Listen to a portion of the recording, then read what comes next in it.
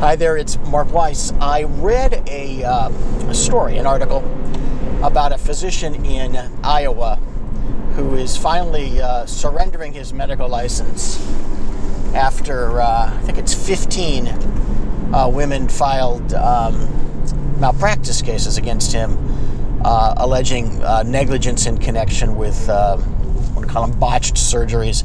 Now, I don't know who this guy is.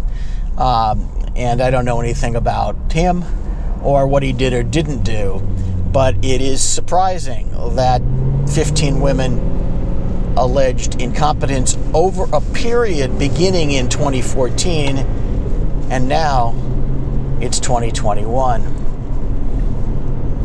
Was the hospital protecting him? Who knows, but I would bet that's going to be a very large issue at trial. Look, this is something that comes up both in hospitals and at surgery centers.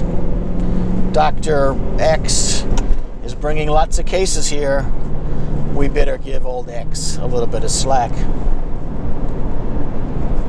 How much slack, though, might just be the rope that hangs the facility or the facility administrator.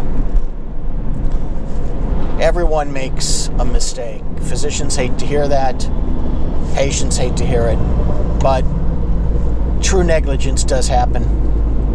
And from a similar situation that happened in the Dallas area several years ago, even bad intentional actions, horrific intentional actions, have happened.